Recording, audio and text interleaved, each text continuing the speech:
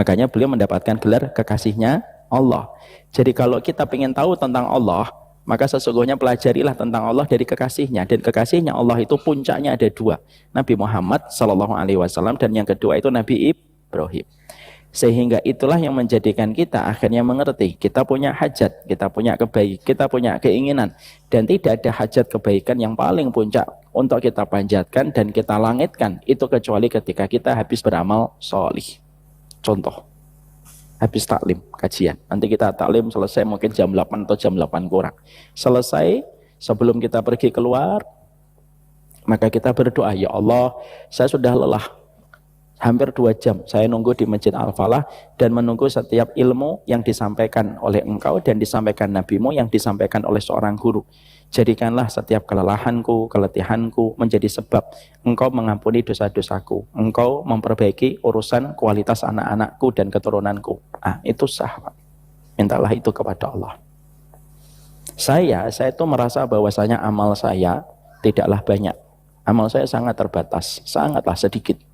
Yang bisa saya lakukan adalah dengan ketika kita senantiasa kalau habis berdakwah, capek, lelah, maka sesungguhnya salah satu yang saya niatkan itu apa? Menjadi tawasul dari kebaikan anak-anak saya untuk dijaga oleh Allah ketika saya memaksakan diri dalam tanda petik berlelah-lelah ketika menyampaikan setiap kalimat-kalimat di dalam dakwah.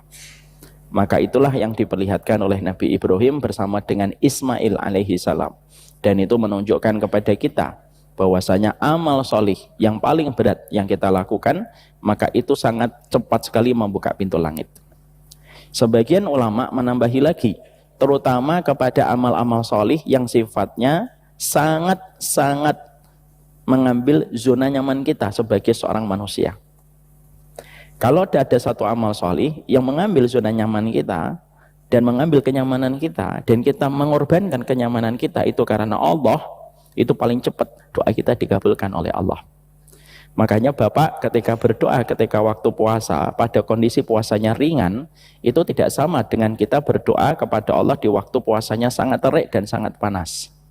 Makanya kita berdoa di waktu bulan-bulan haji, di waktu yang sangat terik, itu tidak sama ketika kita haji pada saat ketika kita di bulan-bulan yang dingin, itu berbeda. Itu sangat berbeda di sisi Allah. Ya.